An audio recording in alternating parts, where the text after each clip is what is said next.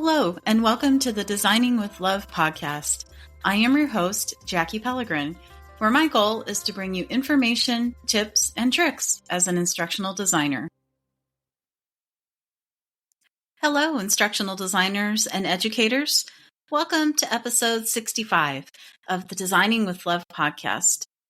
Today, we're diving into a topic that is at the very heart of inclusive education and effective design: accessibility. Whether you're working in higher ed, corporate training, or designing digital content, accessibility is more than a checklist. It's a commitment to equity and belonging, and a meaningful learning experience for everyone. So, grab your notebook, a cup of coffee, and settle in as we explore this topic together.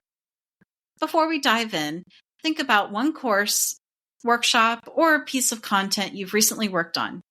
Keep that in mind. It will be useful as we explore practical strategies together. So, let's start with the basics. What exactly do we mean when we talk about accessibility in instructional design? At its core, accessibility is about ensuring that every learner, regardless of ability, has equal access to learning experiences. But here's the key. Accessibility doesn't just benefit learners with disabilities, it benefits everyone. If you've been following the Designing with Love podcast, you might have caught episode 44, titled Designing for Everyone, A Guide to Universal Design for Learning. In that episode, we dive into UDL and how providing multiple ways to engage with content, express knowledge, and access materials supports all learners. Accessibility is really the practical, actionable part of that philosophy. While UDL provides the framework, accessibility makes sure these principles are actually in action in your courses, videos, and digital content. For example, think about captions on videos.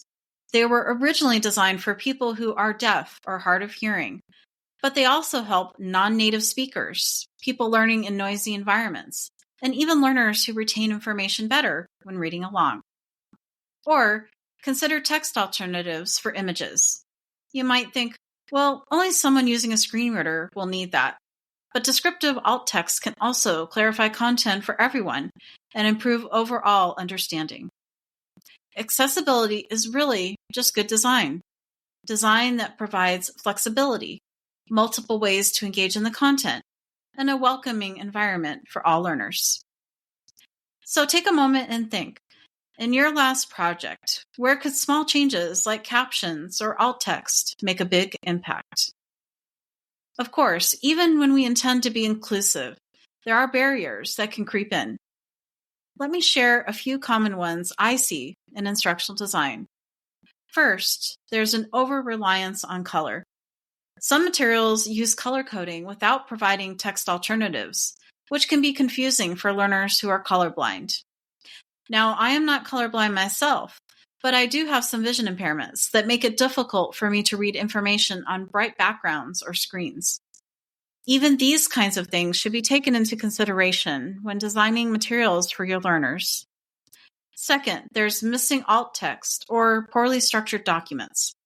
If images don't have descriptions or headings aren't used properly, learners using screen readers can get completely lost. One thing I also commonly see in this area is when documents link out to a website.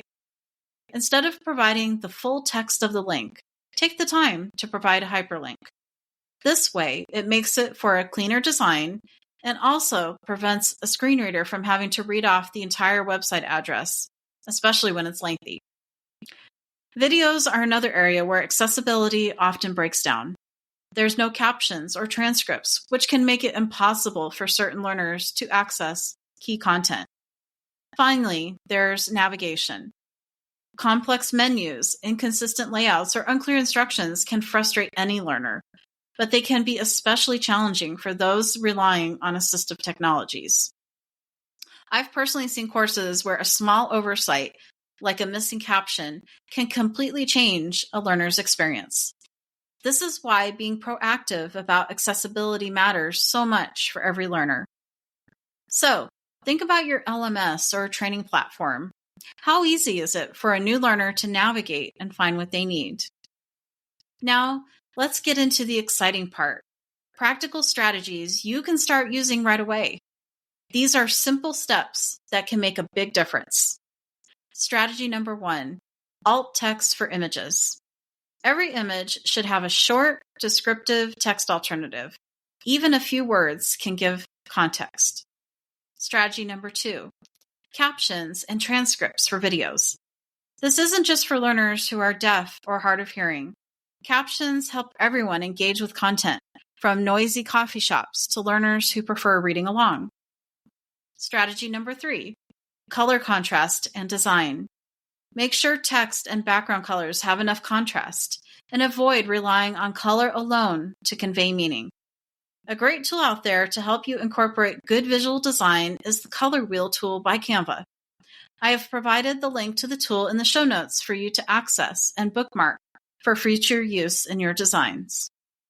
Strategy number 4, document structure. Use proper headings, lists, and clear formatting. This helps learners navigate materials quickly and makes screen readers work correctly. Strategy number 5, multiple ways to engage. Provide content in more than one format, such as text, video, audio, and interactive activities, so learners can choose what works best for them. And finally, strategy number 6, test your work.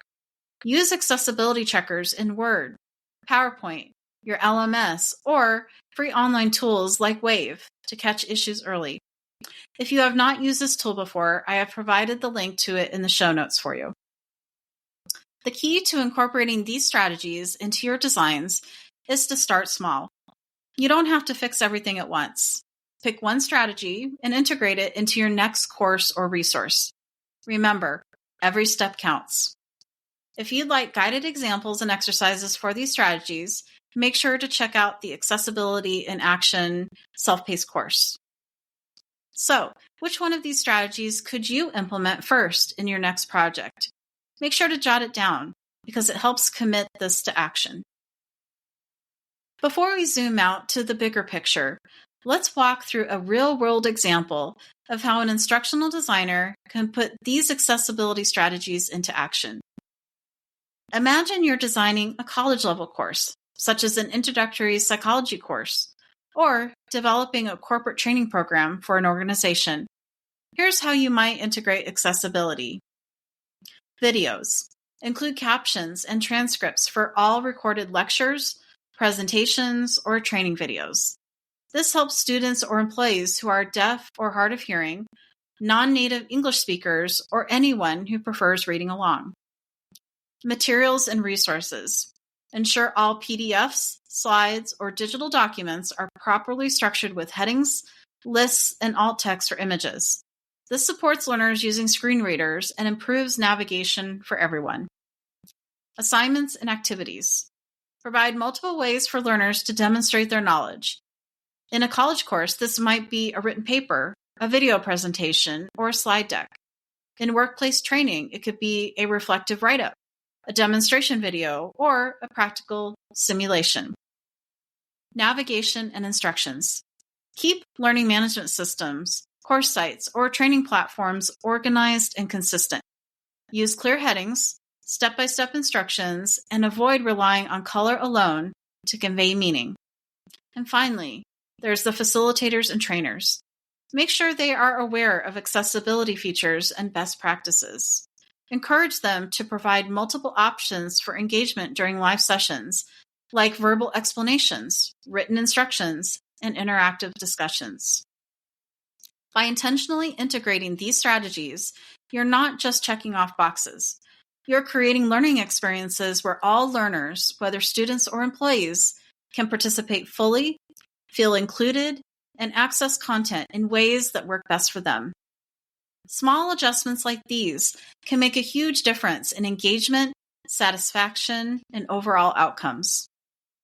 So picture your own course or training program. What's one small change you could make this week to improve accessibility? Now, let's step back and take a look at the bigger picture.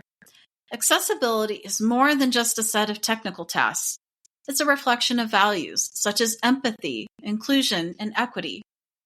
When we prioritize accessibility, we're sending a powerful message to learners. You belong here.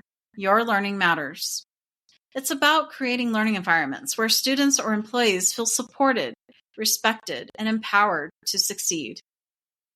Accessibility also benefits the instructor, facilitator, and organization.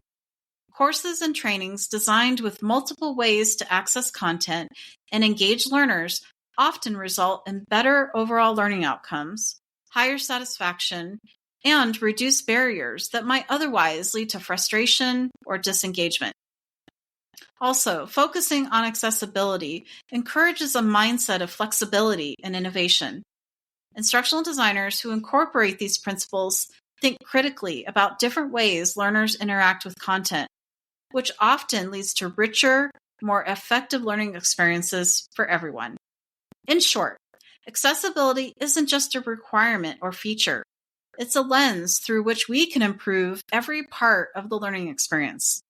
It reflects care, intentionality, and a commitment to equitable learning for all. And that's designing with love. So take a moment and reflect. How can accessibility shape the learning experiences you create, both in higher ed and workplace settings? So, as we wrap up today, remember, accessibility doesn't have to be overwhelming. Start small, start intentional, and start with one change that can make a meaningful difference. If you want to take these strategies a step further, make sure to check out Accessibility in Action, Practical Strategies for Inclusive Learning Design, a self-paced course with exercises, examples, and tools to help make your courses or trainings accessible for every learner.